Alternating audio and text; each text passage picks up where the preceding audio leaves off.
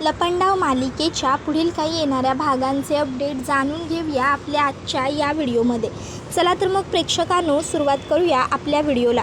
तर आता आपण इथे पाहणार आहोत की कशा पद्धतीने कबीर सरकारचा खोटारडेपणा सखीच्या समोर आल्यानंतर चांगलाच सरकारला धडा देणार, तर दुसऱ्या बाजूला सखीचा सुद्धा जीव वाचवणार. आता नेमकं कसं आणि काय घडतं या सर्व गोष्टी आपल्या या व्हिडिओमध्ये पाहूया. तर इकडे आपण पाहिलं होतं की कबीर सखीला सांगत असतो की हीच ती बाई आहे, हिनेच तुमचा जीव घेण्याचा प्रयत्न केलेला आहे, ही तुम्हाला खिरीतून विष देत होती. त्यावेळी सखी म्हणते की बाद झालं कबीर, अजून किती खोटं बोलणार आहेस तू माझ्या आईबद्दल आणि किती माझ्या मनामध्ये माझ्या आईबद्दल विष पेरणार आहेस. मला कळतच नाही की तुझ्या मनात माझ्या आईसाठी इतका द्वेष का. आणि हे सगळं बोलून आता ती सरकारच्या खोलीत जेव्हा येते तेव्हा आता तिथे ती सरकारला बघते, त्यात ती विष प्यायलेली असते, त्यामुळे तिला त्रास होतो आणि ती खाली कोसळते. मनस्विनी मात्र तिकडे बसून विकृत पद्धतीने हसत असते आणि म्हणत असते, तुमच्यासारख्या इमोशनल फुलचा काय प्रॉब्लेम असतो माहिती, तुम्ही आमच्यासारख्या माणसांवर विश्वास ठेवता. तुझ्या आईनेही तीच चूक केली आणि तूही तीच चूक केलीस म्हणून तू संपलीस. त्यानंतर कबीर हा आता मनस्विनीला मारण्यासाठी मनस्विनीचा गळा धरतो आणि म्हणत असतो, सोडणार नाही मी तुला, जीवानीशी संपवेन, जीव घेईन मी तुझा. त्यावेळी गौतम काका तिकडे येतो आणि गौतम काका कबीरला थांबवतो. तो म्हणत असतो, कबीर थांब, कबीर प्लीज थांब. अरे काय चाललं आहे कबीर, हे सगळं प्लीज थांब, ऐक माझं. हे बघ, हिला संपवणं हे सध्या आपलं उद्दिष्ट नाही आहे. आपलं उद्दिष्ट काय आहे, सध्या आपल्याला सखीला वाचवायचं आहे कबीर. हे बघ, हिला मारण्यापेक्षा सखीला वाचवणं माझ्यासाठी महत्त्वाचं आहे असं मला तरी वाटतं आहे. त्यामुळे आपण हिला इथेच सोडूया. चल पहिला दवाखान्यात घेऊन जाऊया सखीला. कबीर सोड तिला. मग कबीर कसं बसं मनस्विनीला सोडतो आणि म्हणत असतो, मनस्विनी लक्षात ठेव, आता जरी मी तुला सोडलेलं असलं तरी असा विचार अजिबात करू नकोस की मी तुला कायमचं सोडून दिलं आहे. कारण जोपर्यंत सखीला बरं वाटत नाही ना तोपर्यंत मी तिथेच असणार आहे. पण एकदा का माझी सखी बरी झाली की त्यानंतर मग माझ्याजवळ तुझी गाठ आहे, विसरू नकोस. नाही जर तुला अद्दल घडवली ना तर माझंसुद्धा नाव कबीर किर्लोस्कर नाही. तू ह्या कबीर किर्लोस्करच्या बायकोचा जीव घेण्याचा प्रयत्न केला आहेस, ह्या प्रत्येक गोष्टीचं फळ तर तुला भोगावंच लागणार आहे. जर माझ्या सखीला काही झालं ना तर याद राख, देवाकडे प्रार्थना कर की तिला काही होणार नाही, कारण जर तिला काही झालं तर तू जिवंत राहणार नाही, लक्षात ठेव. त्यानंतर मग कबीर ताबडतोब सखीला दवाखान्यात घेऊन जायला निघालेला असतो. आता दवाखान्यात जाण्या अगोदरच तो किरणला कॉल करतो आणि किरणला सांगतो की किरण, मी सखीला घेऊन दवाखान्यात सिटी हॉस्पिटलमध्ये येतो आहे, लवकरात लवकर तिकडे जा आणि सगळी काही अरेंजमेंट करून ठेव. त्यावर कबीरला तो विचारतो, पण अरे सखीला झालं आहे काय. कबीर म्हणतो, ही सगळी वेळ नाही आहे चर्चा करण्याची, पहिले तू जा आणि सगळी अरेंजमेंट कर, डॉक्टर तयार ठेव. त्याबरोबर किरण म्हणतो, हो मी करतो सगळं, तू ये सखीला घेऊन. त्यानंतर मग किरण हा तिकडनं हॉस्पिटलमध्ये दाखल होतो. तर कबीर इकडे म्हणत असतो, बेबी सरकार तुम्ही काळजी करू नका, काहीच टेन्शन घेऊ नका, मी आहे ना, मी तुम्हाला काही होऊ देणार नाही आहे, सगळं व्यवस्थित होईल, सगळं छानच होईल. हां, तुम्ही निश्चिंत राहा, निवांत राहा बेबी सरकार, निवांत राहा. त्यानंतर तो सखीला दवाखान्यात घेऊन येतो आणि डॉक्टरांना सांगतो की डॉक्टर काहीही करा पण माझ्या बायकोला वाचवा, माझ्या बायकोला काही होता कामा नये, कितीही पैसे लागू द्या, काही होऊ द्या, बेस्ट डॉक्टर बोलवा आणि माझ्या बायकोला बरं करा. डॉक्टर्स सखीला तिकडनं घेऊन जातात. कबीर आता साईबाबांकडे प्रार्थना करत असतो, बाबा काय हे लावलं आहे तुम्ही सखीच्या मागे, ती तुमची एवढी मोठी भक्त आहे आणि नेहमी तुम्ही तिच्या वाट्यात अशा अडचणी का आणताय. तर दुसऱ्या बाजूला डॉक्टरांनीसुद्धा सखीचे उपचार सुरुवात केलेली असते, सखीच्या उपचारांना. आणि आता डॉक्टर सखीला व्यवस्थित तपासतात वगैरे आणि कबीरकडे येऊन कबीरला सांगतात, सॉरी मिस्टर कबीर, पण सध्या तुमच्या बायकोची अवस्था ही खूपच जास्त नाजूक आहे, त्यांच्यावरती विषप्रयोग झाला आहे, त्यांना फूड पॉयझन झालं आहे, त्यामुळे पुढचे 24 तास आपल्यासाठी खूप अवघड असतील. पुढच्या 24 तासानंतरच आपण काय ते सांगू शकू. आता दुसऱ्या बाजूला जी मनस्विनी असते तिने काय केलेलं असतं, तिने आता एका मुलीला फोन केलेला असतो आणि त्या मुलीला मनस्विनी सांगते, हे बघ मला सखी शुद्धीवरती आली की सगळ्यात आधी सांगायचं. आता ती मुलगी सिस्टर असते, ती म्हणते पण सरकार म्हणते, सरकारला पण विचारलेलं आवडत नाही, जितकं काम सांगितलं आहे तितकं काम चोख करायचं, काम केल्यावर कामाचा मोबदलासुद्धा पटकन मिळून जाईल. त्याबरोबर ती मुलगी म्हणते, ठीक आहे सरकार, तुम्ही म्हणाल तसंच होईल. सरकार सखी मॅडम शुद्धीवर आल्या की सगळ्यात पहिली बातमी तुमच्यापर्यंतच येईल. त्यानंतर आता 24 तास उलटायला थोडा वेळ राहिलेला असतानाच सखी शुद्धीवरती येते. आता ती सिस्टर बाहेर जाऊन डॉक्टरांना किंवा सखीच्या नातेवाईकांना म्हणजेच कबीरला, गौतमला, बाकी पुरुषोत्तम काकाला वगैरे सांगण्याऐवजी सरकारला कॉल करते आणि सरकारला सांगते, सरकार सखी मॅडम शुद्धीवरती आलेल्या आहेत. मनस्विनी म्हणते शाब्बास ठेव आणि मग ती फोन कट करते आणि म्हणत असते, सखी जरी तू शुद्धीवरती आली असशील तरी तू जिवंत राहणार नाही. ही ह्या मनस्विनीची इच्छा आहे आणि मनस्विनी कायमच स्वतःची प्रत्येक इच्छा पूर्ण करते.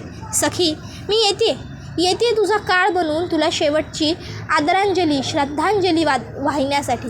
त्याबरोबर दुसऱ्या बाजूला आता जेव्हा अर्पिताला समजतं किरणकडनं की सखीची तब्येत बरी नाही आहे आणि कबीर तिला दवाखान्यात घेऊन गेला आहे, अर्पितासुद्धा खूपच जास्त काळजीत पडते आणि अर्पिता ही आता ताबडतोब सखीसाठी प्रार्थना करते. पण सखी आणखीन बरी झालेली नाही आहे हे अर्पिताला माहिती असतं, म्हणून अर्पिताने सुद्धा देव पाण्यात ठेवलेले असतात.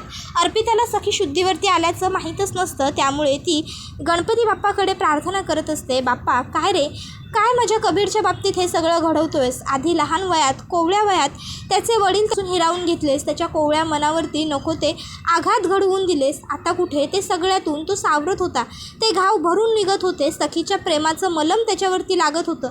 तर आता सखीलासुद्धा तू त्याच्यापासून हिरवून घ्यायच्या मागे लागलायस. असं नको रे करूस. ती पोरगी खूप चांगली आहे आणि माझा लेकसुद्धा खूप गुणाचा आहे. त्या दोघांचा संसारही व्हायचा आहे अजून. अरे त्या दोघांनी अजून जगही पाहिलेलं नाही आहे. तिला बरं कर देवा, तिला बरं कर. हवं तर तिच्याऐवजी माझे प्राण घे, पण माझ्या सुनेला जगू देत. तर दुसऱ्या बाजूला आता नंदा मावशी म्हणत असते, काय गं ती सखी आता शुद्धीवर आली म्हणल्यावर ती आता जगणार ना. मग जर ती जगली तर कसं काय चालणार. ती जर जगली तर आपण आपली प्रॉपर्टी सोडायची का. त्याबरोबर मग आता लगेचच तिला ती सांगत असते, तू गप्प बस, तुला एवढं बोलण्याची काहीही गरज नाही आहे. तुला फक्त प्रॉपर्टीशी संबंध आहे ना, तुला प्रॉपर्टी मिळेल. बाकीचं सगळं काय करायचं आहे ते मी बघते. त्यावर मग आता लगेच नंदा मावशी म्हणते, म्हणजे नेमकं तुझ्या मनात तरी काय आहे. त्याबरोबर मनस्विनी म्हणत असते, माझ्या मनात काय आहे हे इतक्या सहजासहजी कुणालाच कळत नाही. तुला काय वाटतं, तुला तरी कळेल का. सखी जरी शुद्धीवरती आलेली असली तरी तिने शेवटचे डोळे उघडलेले असणार आहेत. सखी घरी परत कधीच येणार नाही. सखी घरी येईल पण पांढऱ्या कपड्यात, रंगीबेरंगी कपड्यात नाही. त्याबरोबर मग मनस्विनी हे असं बोलल्यावर नंदा मावशी म्हणते, म्हणजे नेमकं तू करणार तरी काय आहेस. मनस्विनी म्हणते, समजेल, तुला लवकरच समजेल, पण तोपर्यंत नातीला मेल्यानंतर आठवणीत ठेवण्यासाठी तयार राहा. काय लाडकी आजी, मी येते. त्याबरोबर मग लगेच आता नंदा मावशी म्हणते, हे बघ, जे काही करशील की नाही ते व्यवस्थित विचारपूर्वक कर. त्या हॉस्पिटलात तो कबीर बी असणार आहे. त्याबरोबर मग मनस्विनी म्हणू लागते, तो कबीर माझं काहीही वाकडं करू शकत नाही. लक्षात ठेव, मी सरकार आहे, सरकार, आणि सरकार तेच करते जे सरकारला हवं असतं. मग मनस्विनी पुन्हा त्या सिस्टरला कॉल करते आणि तिला सांगते की मला येऊन तुमच्या चेंजिंग रूमजवळ भेट, मला तुझे कपडे हवे आहेत आणि ID सुद्धा.